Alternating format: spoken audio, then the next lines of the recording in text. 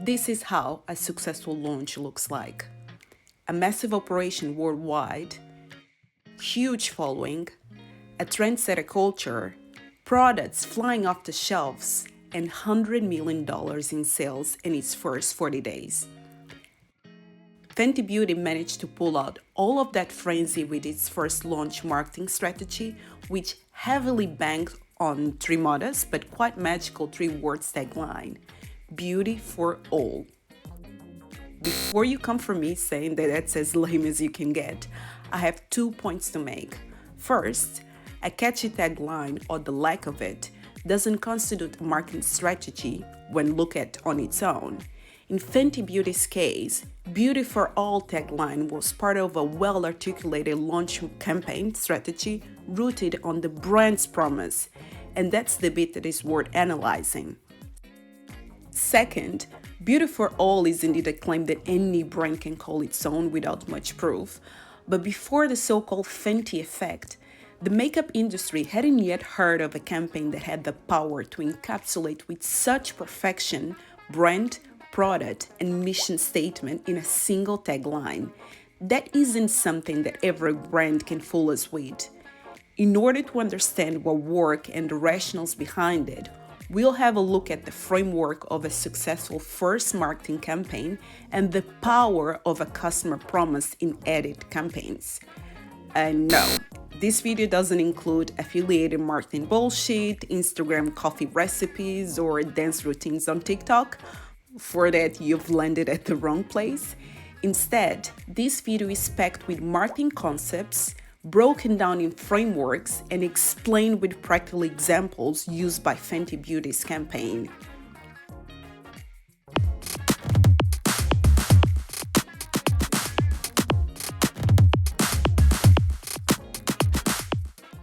First marketing campaigns of a new brand in the market are like no other. They have a very specific purpose, unrepeatable once the brand is out, which is the ability to deliver the brand's mission and vision with a single note. They need to be valuable, memorable, and deliver the brand's promise. When this woman comes around and states beauty for all, she's on her way to accomplish all of that. Fenty Beauty know what they're doing. Y'all know what you're doing. With only 3 words, Fenty Beauty put out in the world a marketing campaign that communicated the brand's point of difference, its reach, and set the tone for what was about to come. In the most simple way, it delivered the brand's promise to the market. Fine, up until here we have a promise and an expectation, but we would agree that that's still not enough to check in $100 million, right? The U-turn is that Beauty for All tagline not only managed to present Fenty Beauty's diversity proposition, but also expose a pain point faced by so many women looking for the right foundation shade. It opened a can of worms, which is the makeup industry racial problem. I heard someone calling it a selective problem, which quite frankly is weird. Either way, Fenty opened a discussion while smartly presenting the solution, the brand's product value.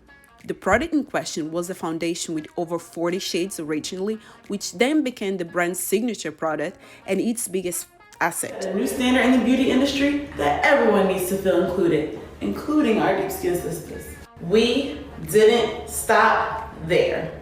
The next year, we expanded to 50 shades. No, that's what you call Black history.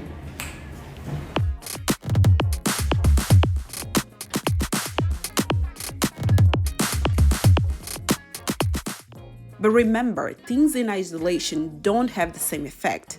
As part of the launch marketing campaign, Fenty put an albino and a Senegalese skin tone models together on a billboard as an anticipation of what their customers could expect on the store shelves.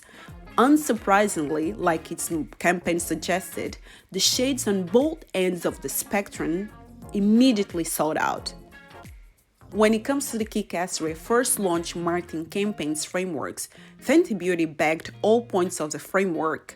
It delivered the brand's promise and offered value to the customer's need in a most memorable way. Now, to better understand how impactful an ad campaign that makes and fulfills a customer promise can be, I'll bring here some data from the article The Right Way to Build Your Brand, published by the Harvard Business Review magazine. It concluded that, quoting, "The key to successful brand building is a clear and specific promise to the customer that can be demonstrably fulfilled. Advertising that makes such promise almost always results in better performance than advertising that does not." I haven't forgotten about this moment, but Super Bowl did not make Fenty Beauty. We would need a part 2 of this video for that moment alone. By pulling out the database from the World Advertising Research Center, knowing its work, the study found out that out of 2,000 campaigns dated between 2018 to 2022, about 40% of them included an explicit and verifiable promise. The study then went on to compare the two groups on a variety of ad performance metrics such as sales spike, brand builder, or commercial triumph, only to find out that customer promise campaigns outperform non-customer promise ads across most metrics. Better than that, CP campaigns score wins on the most important metrics. I'm adding a parenthesis here to explain that work ranks campaigns in a hierarchy of 6 ascendant levels of performance, showing on the illustration on the screen. As you can see, although non-customer promise ads outperform customer promise campaigns slightly on the lowest level metrics, in this case, influential idea, 50% to 49%, as the categories become more important, the advantage of customer promise campaigns over non-customer promise campaigns grows significantly, with 62% over 38% in commercial triumph and 67 versus 33% in enduring icon. That's a statement to the ability of a well-executed customer promise campaign to attract new customers, convert, and ultimately build brand loyalty. Important to note that Fenty Beauty didn't show up with an abstract promise. The brand worked with an emotional and, perhaps more important, a functional promise. As a consequence, their hit could be materialized in sales at checkpoint. By the way, there are other types of brand promises commonly used in marketing. Let me know in the comments below if this is a topic of interest to you, and I might develop it in a separate video. Step 2 is contour and highlight. This is my first time trying this contour. Oh my god, it's a perfect shade. Oh my gosh, and she blends so easily. This with the foundation. Don't play with me.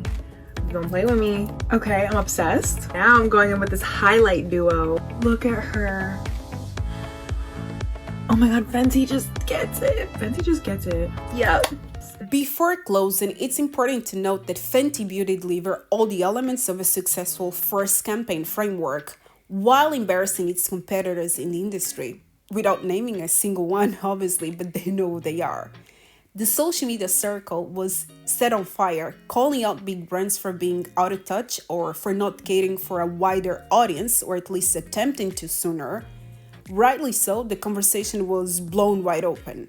The big brands recognized the peril, try a disaster reputational damage control stunt, which then triggered a louder clap back from the consumers.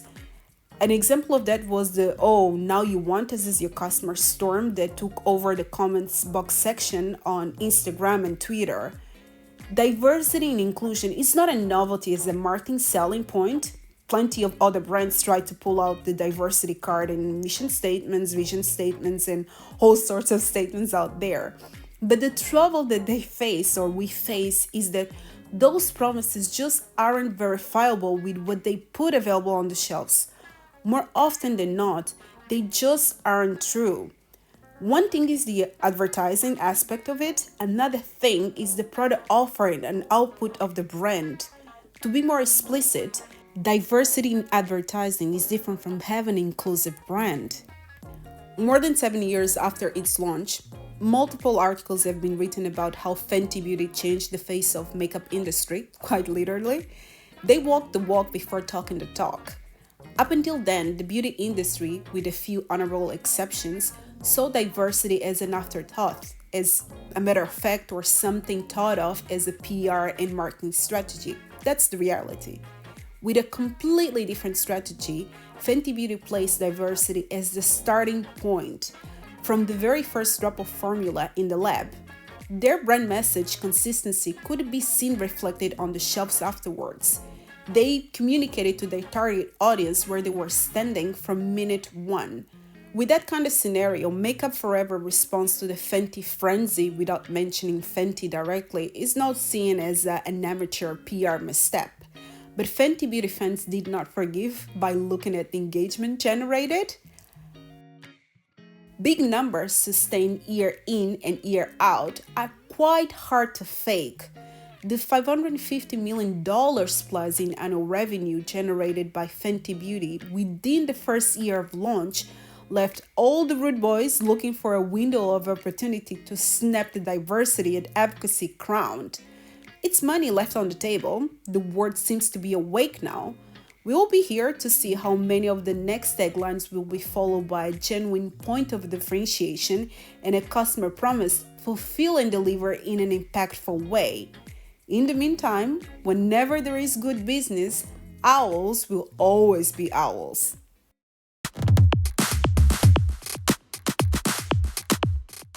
ChatGPT, give me the framework of a successful first marketing launch campaign. Set clear goals. Define specific measurable goals for your campaign. Know your audience. Conduct thorough marketing research to understand your target audience. Craft compelling messaging. Develop a strong value proposition that communicates the unique benefits of your product or service.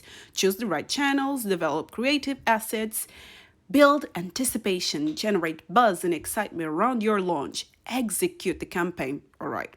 Ensuring consistent messaging and branding. Leverage influencers and partnerships. Track and measure results. Iterate and improve. After the campaign concludes, conduct thorough post-mortem analysis to review what worked well and what could be improved. ChatGPT can make mistakes. Consider checking important information. Boom!